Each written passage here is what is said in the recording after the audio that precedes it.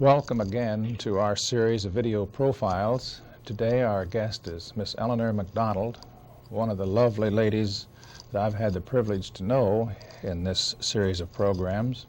She's been at MD Anderson Hospital almost as long as MD Anderson Hospital has been here, not quite. But before she came to Texas, she lived up in New England. And there's quite a story about Miss MacDonald and her sisters and her brother. So I'd like to go back to there if we may, and if I may, I'll call you Eleanor because everybody does. Certainly. It all began, I think, in Boston. That's right. That was our home. And let's see, there was a brother. Two brothers. 4 sisters. Now, among the sisters, and we have a nice picture of you all here, there were 4 sisters. Yes. You were the eldest. I was the eldest, then Frances. Over on the left. The one on the left. Uh-huh. Then Mary, the one next to me. And then Marion. Now, they're all, let's see, Marion was an ophthalmologist, or is an ophthalmologist? Yes. Frances was a statistician at Cornell Medical School until she retired. And Mary had a varied career, but her last medical association was assistant clinical professor of neurology at the new medical school in Houston, of Texas. And now the little one over on the right there, I think you said they're inversely in proportion to age, so on. In height, 5, 6, 7, 8, and 10. That's Eleanor. Yeah. I think it's interesting the location of that picture, because you were all at that time members of the Public Health. American Public Health Association. Mm-hmm. Frances and I were fellows, and then Marion had just come in. Marion was then a resident at Long Island College Hospital, and Mary had just taken charge of the Department of Statistics at the Memorial Cancer Center. About when was this, Eleanor? Must have been about 1947. Not long before you came to Texas. No, just a year.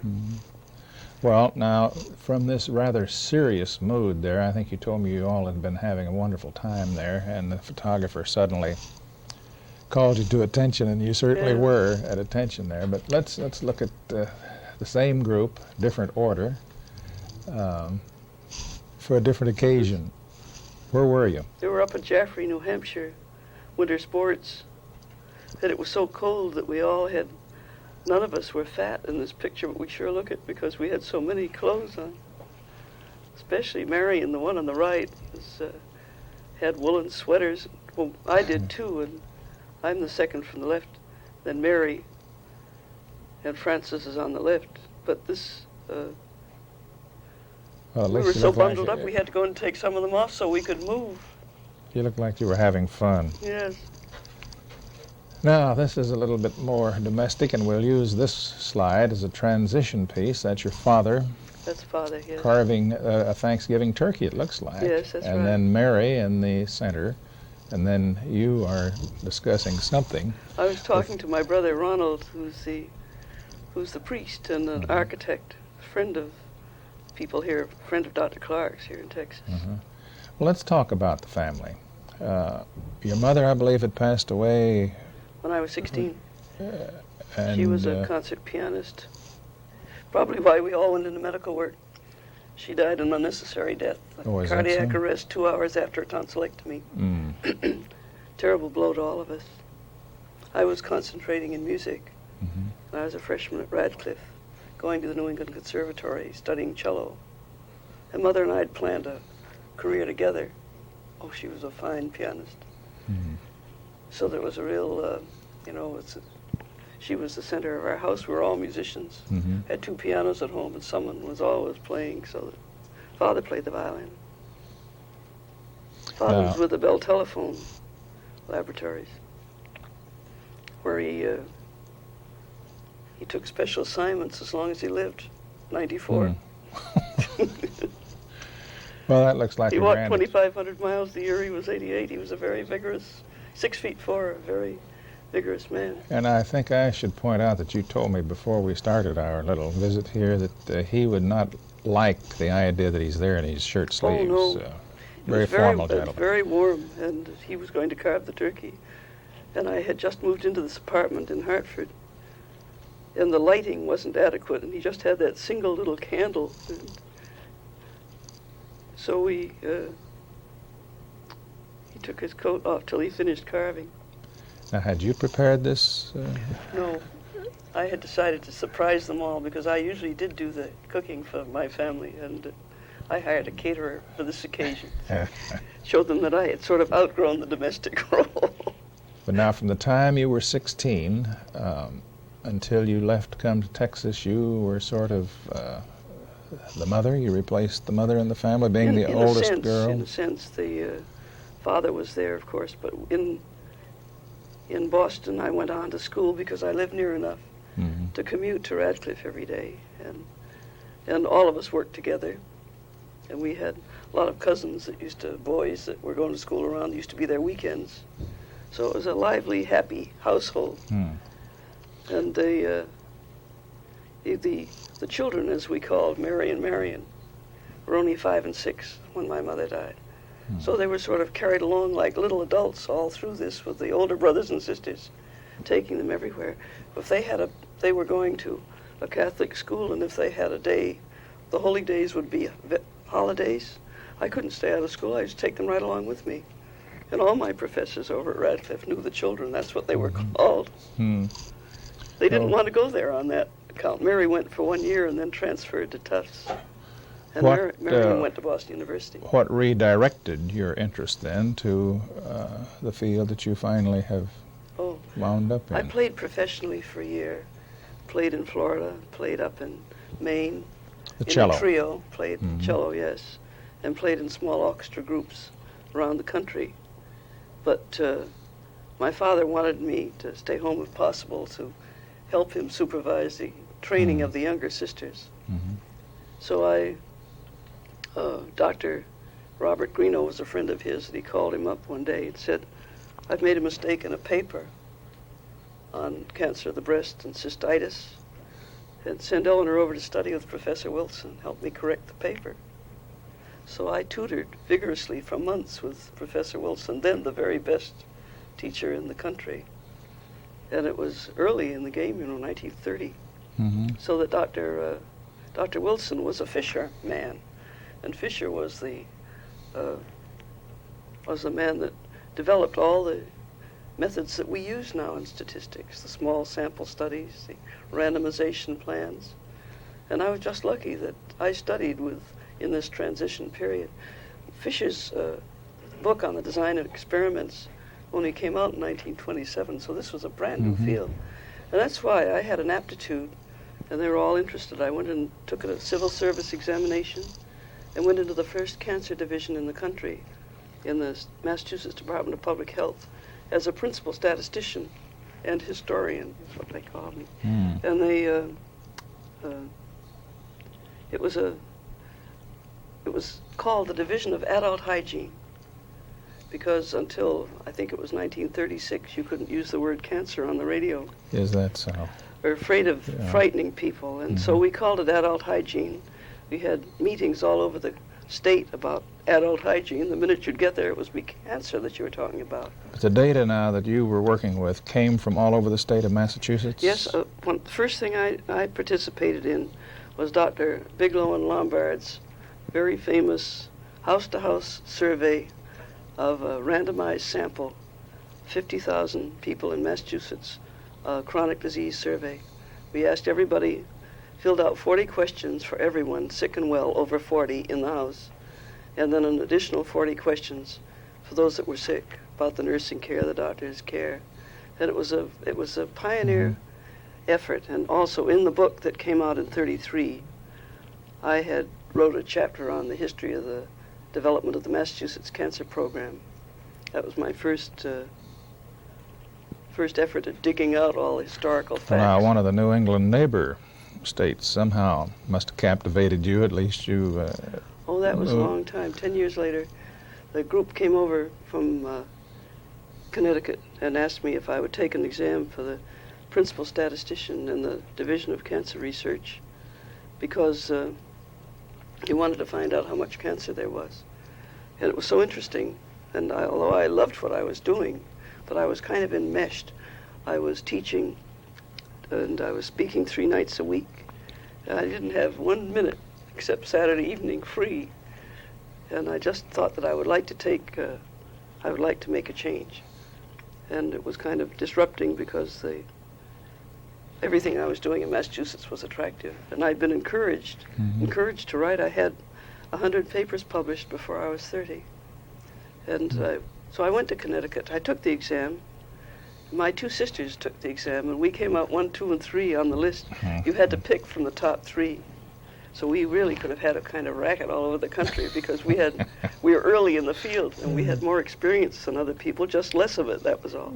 Frances had written papers and helped with the educational program in Massachusetts. And Mary went down to Yale on the Coffin Child's grant. She was only about 19. And she worked on the cancer registry down there. So when I came to Connecticut, Mary was there, and Mary and I had a home together, and then Frances and Marion had one in Boston till Marion got through medical school. Then both of them moved to New York. Each one kind of gave background to the younger sister. But in Connecticut, you lived in New Haven? No, I lived in Hartford. The offices of the State Department of Health were in Hartford. Mary lived in Hartford and commuted to New Haven every day. There's so many stories about that we better not start them. Okay. Now, Mary was the kind that everybody waited on. And we lived in an apartment in Boston. Yeah. And when Father moved to New York to carry on his work, we just stayed in this apartment. And every clock in the house had an association with Father, a wedding present or a gift when he left the main office that he'd worked in the telephone company. So we packed everything that belonged to him for him. We found we were without clocks and we were without a few things. But there was a big clock on a public building, and just for laughs, we never got a clock. And we would run and see what time it was in the morning in the clock on a building we could see from our apartment there on Bay State Road in Boston. And we had a telephone number that was almost the same. It's Commonwealth 1480, and Kenmore 1480 was the Hotel Puritan, and Center 1480 was Boston College. So we put a list of all these numbers, and when anyone called and asked for Boston College or Hotel Puritan, we'd say, no, you have this number. What you want is this number. And this went on. Finally, they called us from the Hotel Puritan and thanked us and asked my youngest humorous sister, Marion, if there was anything they could do for us. And she said, yes, we don't have a clock. So all the time we lived in Boston, the Hotel Puritan called us every morning at 7:15. And then Mary had to got a job in Pondville, which was halfway almost to Providence, in the Pondville Cancer Hospital. And she was always running late. And she ran by a Boston University building, and the caretaker there said, little girl, don't you have a clock? She said, well, no. And he said, well, give me your number. I'm awake. I'll call you. So he'd call her and get her up every morning. And then he'd call twice, to make sure she really did get up. Then she'd run to the corner, and one day she was quite late for the bus. And a cab driver coming along said, she took him, and she said, I wish I could afford you every day. And it was $1.25 from there, and he said, how much can you afford? I'm just going to my station. Oh, she said, 25 cents. So he would meet her at the corner, drive her to the bus, and if she didn't get there right on time, the bus driver would buy her a cup of coffee and have it ready for her. And it took everybody in Boston to get Mary out down to Pondville, and then if everything failed, I'd take my car, I had a big green Packard, and cross country, and everybody in the bus would be watching for us. And they'd stop the bus and let Mary get on somewhere across country. It was the Providence bus, and they're not supposed to stop. And it went on like that. Same thing with the train when she got to Connecticut. The 812 was a crack train that was supposed to be in New York in time for the stock market opening. So they never ran late at those days. And Mary would lean out of the car window and shout, Danny, and that would be the name of the engineer on the train, and you'd hear the voice coming back. And I've seen that train back right into the station in Hartford to pick Mary up when she was... She knew Danny. Life was a full adventure with Mary, everybody waiting on her hand and foot. Well, now, also in Connecticut at that time, you were putting together a lot of information about cancer.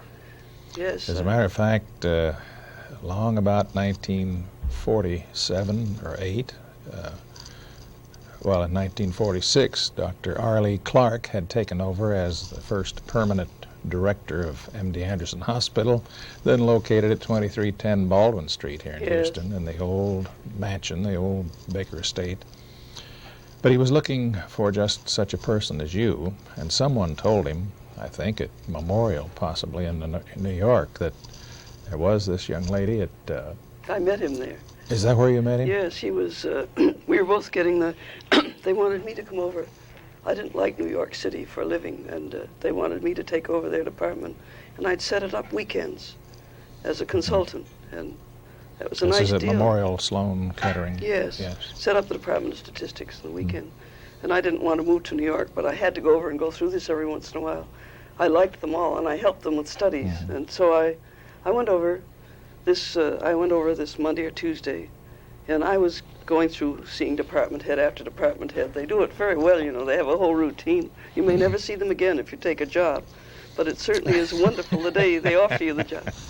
And right behind me was this tall, soft-spoken Texan being led around by Frank Foote, a classmate who was the pathologist.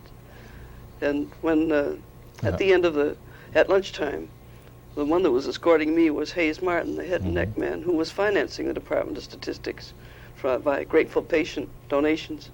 So we went down to the Lerner brothers, by the way, were financing the Department of Statistics through Dr. Martin. So we went to lunch, and Dr. Clark was there with Dr. Foote, and we sat at the table, and I had not been interested, for one thing, that they didn't want to use mechanical equipment. And I said to him, you know, I've had punch cards and sorting machines since 1930. I couldn't conceive of handling all these records by hand counts. But Dr. Martin didn't grasp the principle of punch cards. He said, you get a note in the neck, put a punch in the card, and that isn't like that, you see. All of a sudden... He thought it should be written out by hand, so on, and didn't understand the coding. He didn't understand it, the big yellow sheets that you make so many mistakes on. So suddenly this friend at court, this soft-voiced man, whose name I hadn't picked up yet, you see, he said, you just don't understand the principle. And he said, when I was out at Mayo's, I made a study of all the colon rectal cases there. And it was fascinating to me because this is the kind of thing I like to do, just to dig right in and get every case, be sure you had them all. He told what he did to get every case. Then he told that he didn't have slides for some of them. He went back and got the original blocks from which the diagnostic slide had been taken, had slides cut, and put the whole thing himself on punch cards. Well, Dr. Martin understood from his description. And that afternoon, when I was given the final offer by Dr. Martin in his office, it said at the end, and even punch cards. So then we shook hands and parted. And the next morning, when I got in my office at 8:30, Dr. Clark was already there. This is back in Connecticut. In Connecticut. And I was a little late, and he was right on time. Yeah. And we had an office, very crowded. 3 or 4 people had to get up to let somebody get back to my desk, and he was sitting there. And he told the plan here. It was so exciting what they intended to do and what did he tell you? Do you remember? Yes, he said that money had been raised to build a sort of terminal hospital here. He couldn't conceive of anything like that. He thought they should have a hospital that had the finest of everything, and a central place where doctors from the state could come and learn, where they'd have the best equipment, where they could give radiotherapy a chance. He said it needs a surgeon. I can remember it distinctly. Needs a surgeon to give radiotherapy a chance. He said in England they have Ralston Patterson and they have the radium Hemet in Sweden. But what have we got in the United States? Anybody that can buy the element can use it. And he said we've got to have the very best. He said, I really think you'd discovered a new cure for cancer if you had the proper use of radiotherapy. Well, I had found this terribly exciting because I'd been aware for a long time I'd been at the Memorial in Connecticut. I'd been aware that it was very casually used. So that then he was interested in cancer eye, and he offered to send a cancer eye specimen to my sister, the ophthalmologist. And then he was interested that Mary... Now, this is a problem that they have in white-faced Hereford cattle here in Texas, yes. And it's quite common. And they literally solved it here at the Anderson. The way things happen in Texas, you know, somebody gave them a herd of thoroughbred Herefords to work with. It couldn't happen anyplace else in the world. Everything's so fast here. But anyway, he was very persuasive. Though I had just taken a trip with Mary, and we'd gone through Texas, and we hadn't gone through the most attractive part. We'd gone from Texarkana across the dry part. So we didn't really like Texas very much. Mm-hmm. Needed a little persuasion to come back and look at it. I would think so. I hadn't been to Houston, of course. So the first figures out of Connecticut, the first incidence figures were presented in Texas at the Postgraduate Medical Assembly in 1947. And Dr. Clark had kept me informed of everything that was going on. And you were coming down really, you were combining two missions there, to have a look and to deliver that without paper. Much idea that I was coming here. Really, yeah. But I got caught up in it when I saw what they were trying to do here. And what did you see here? It was the old house, as we sometimes say, down on Baldwin Street. Not the building, the idea of building a program where it was possible to, I had, in Connecticut, I'd had the medical support, total support, built that registry. And they wanted to know how much cancer there was, and I made a casual promise to say I'd find out in a year. And I started inspecting every admission from all causes, myself and one volunteer. The whole budget in the health department for cancer was $10,000, including my salary and the doctors and one secretary. I took a big cut in salary to come from Massachusetts to Connecticut because I was interested in what could be done there. Well, when I was 6 months into it, and my days had extended from a normal day to 6 in the morning till 8 at night, and then 6 in the morning till 10 and 12 at night, and I still saw the mountain that I had to do. I abstracted 19,900 records myself. And I came up to 6 weeks before the day I had promised this. I checked every one of them in the Bureau of Vital Statistics, went back to the hospitals with a list of those that I didn't find dead, and got the doctors to tell me how they were, and if they didn't know, let me find them. We found 1,500 alive the doctors thought were dead. Immediately the money poured in, and that's why that registry got off the ground. You know, people used to think that if you asked a patient that was well to come to see the doctor, you were advertising for a follow-up. So the follow-up didn't really get underway until the Connecticut pioneer effort. That was the big thing. And the doctors were so interested. I kept punch cards in my office for each hospital, and then for each site of cancer, and then for I had the 3 sets to count them only once. You know, each hospital might have patients referred from other hospitals. Right. And I had an arrangement where the sorting machine was right behind my desk. It was that small an operation, but it was very efficient.